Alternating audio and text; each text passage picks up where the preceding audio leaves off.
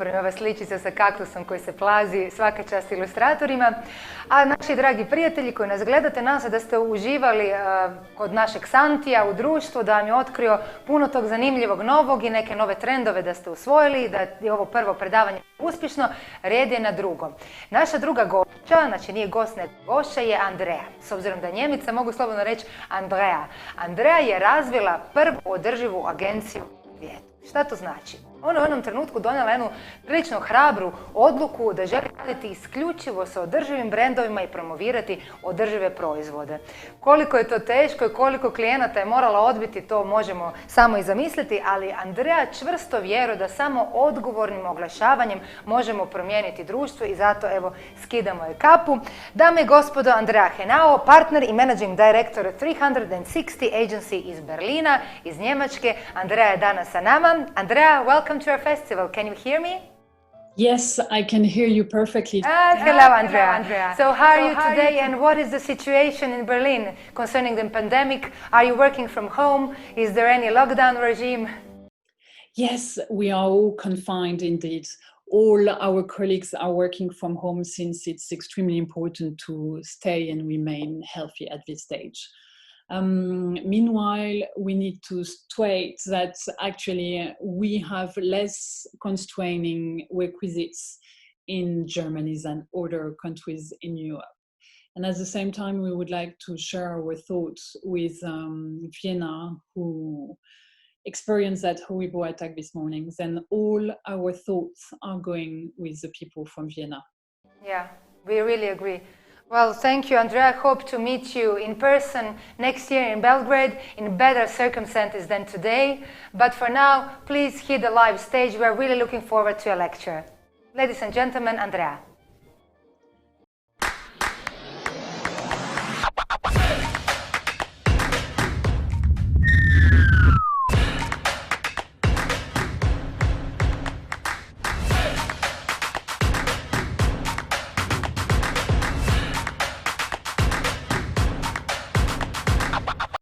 I would like to share my greatest gratitude and greetings to each individual that are in the call today.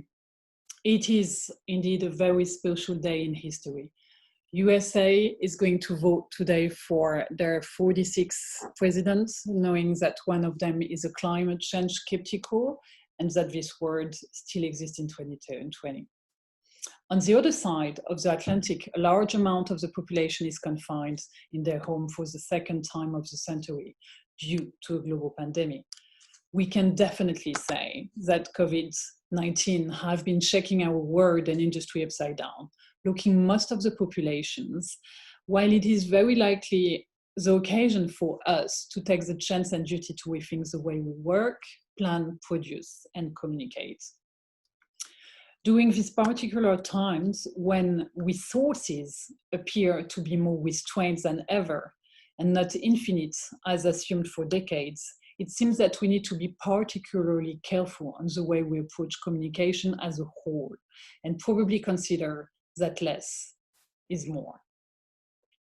I've often asked myself when companies and advertisers will avoid selecting frequency as a performance indicator, as it is not because you see something often that you like it more.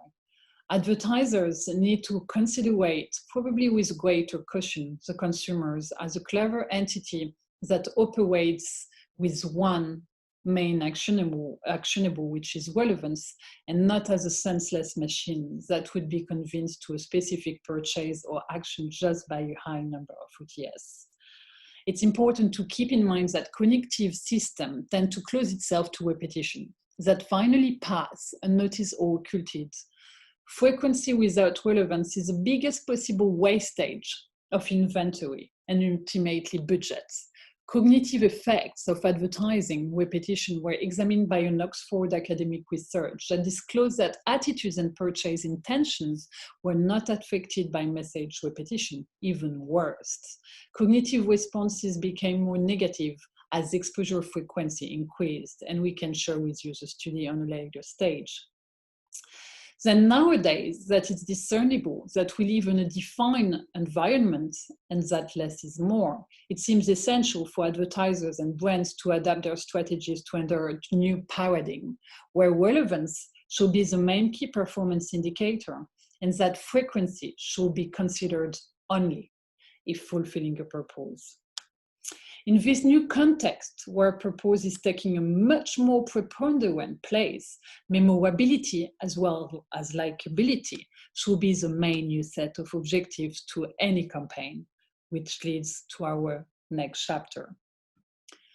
Brands will need to find out ways to give back to the society.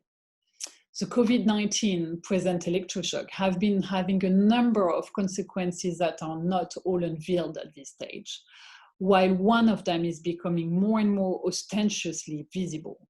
Excess of wealth will be likely more and more perceived as a lack of redistribution and an abuse of our natural limit resources. In parallel and heading to that same direction, we've seen a number of brands using greenwashing and abusing sustainable messages by using misleading environmental claims, far from the real attributes of their brands. These two observations make us believe that it's time for a new type of communication to ways, taking a stance opposite direction to the structural approach of advertising, aligning for once production with communication, linking message with action. Therefore, we think that a new type of advertising needs to take place that we decided to call give back advertising type. Companies should be actively looking to be part of a social and environmental scheme to not appear only as being the cause of a global scale CO2 emissions problem, but part of a joint solution. It is time for brands to show that they can have a positive impact on our environment and maneuver away from the only tech scheme that should be replaced by a give back one. The give back new advertising concept will be taking corporate social responsibility to an entire new level. The first parameter of the give back concept to make advertising more sustainable would tackle the social impact of the brand and would require a maximum proportional wage from top to bottom that should be instigated by the brand itself. If we want a more sustainable world, we need to ensure that individuals and workers can think beyond their own survival. A maximum proportional wage ensuring that the top wage range should never be more than 10 times the lowest one would ensure two things. First, a fairer redistribution of the wealth between the different entities that participate actively to the brand value and equity. And secondly, this would enable to leverage the living standard of the population, enabling people to be more concerned about ecology than simple survival. The second principle of the give back advertising concept would require brands to ensure refraining urgently to be part of the pollution emission problem, not only restraining their CO2 footprint, but also recycling material whenever and wherever possible. Treating water and protecting the immediate natural resources and engaging themselves to refrain from using fossil fuel or virgin plastic materials. The third principle of the give back advertising concept would set a minimum percentage of the brand profit that needs to be shared into tangible environmental biodiversity protective initiatives. Fighting actively and earnestly for the environment, we would be talking about considerable budgets that would make a real change in the fight for the protection of our environment and biodiversity. Not a few peanuts thrown to the flashlight, but subsequent proportional funds ensuring to fight with dignity and appropriate gravity against climate change. And let me illustrate that last point.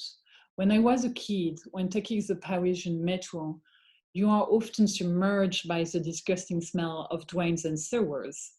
I always thought that if a brand like Ariel would help managing the problem of smell, clean the metro floor, and advertise their brand along this wonderful smell, part of their DNA, it would be one of the most relevant, memorable piece of advertising experience.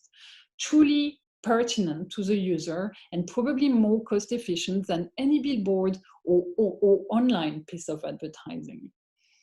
If we leverage that principle to another globally known FMCG brand, such as Lion, for example, and if we imagine 1 second that they would not only ensure to use 100% recycled plastic in their packaging, but also that they would redistribute 20% of their profits into wildlife, let's say lions protection, it would be very likely ensuring a brand likability and preferability on the very long term. On a more specific level, you might ask yourself, or have the strong desire to ask me, and you, what do you actually do on an agency level to change the world you live in? In 2014, we thought that it was truly the time for a structural change in the advertising industry, and that profit was not any longer the main KPI to measure success. Advertising cannot be impermeable to all these gigantic changes into consumers' behavior evolvement as well, and needed to embrace these changes. It is obvious that there is a need for greater transparency in the advertising industry in many different levels. And this is why we created 360 Agency Berlin in the first stage, and then 360 Agency Europe, based on what we call sustainable advertising, compiling with the 3 following main pillars. First, we try to do our best to align the message with the essence of the brand by promoting exclusively sustainable brands and avoiding greenwashing. We assess the level of sustainability based on 3 following criteria.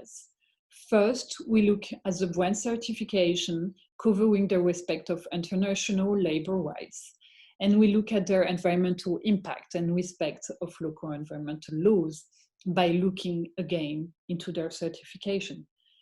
And finally, we look very closely at their corporate social responsibility parameters that they have in place before to identify if they comply with all the requisites and to confirm if we can work together. We would not be able to talk about sustainable advertising without talking about digital online privacy that we actively fight for, and which is our second pillar. We believe that the regulation should come from the advertising industry itself. Therefore, when we plan a digital campaign, we strongly believe that we should avoid to be too intrusive, avoid retargeting when possible, and instead trying to reach new customers with other techniques and caps the ads wherever possible. We strongly believe that it would not only benefit the consumers, but also the brands by restoring trust and respect between both entities. This would be nothing without our third pillar that concentrates on helping LDCs countries. Part of our CSR terms, we also lead workshops in least developed countries. We try our best to help sustainable initiatives from the LDCs to grow and flourish by initiating them to online very cheap advertising, creating a positive ecosystem and accessible between sustainable production, promotion, and exchange. As if we want to actively fight against climate change, we need these countries on board, as we believe that climate change cannot be fought by only one region, but needs a global effort. This is what we call sustainable advertising, hence a mix of various advertising disciplines and expertise, all converging towards structural sustainable changes and fair new practices within the industry. It is a solution for advertising to survive and regain credibility. It is clearly in our interest as advertisers to regain trust from consumers and make advertising more sustainable. To clutter this nice talk, think tank or bottle thrown in the sea, however you want to call it, it seems essential to remind that the power of creativity is immense and can largely influence collective consciousness. Let's keep remembering that today ideas can spread at a vertiginous speed, and that we can all become strong advocates of change. There is an important work and needed effort from all of us to lead these inspirational conversations and realizations, triggering the thought that another world is possible and that it's starting now. Thank you, everyone, for attending this call.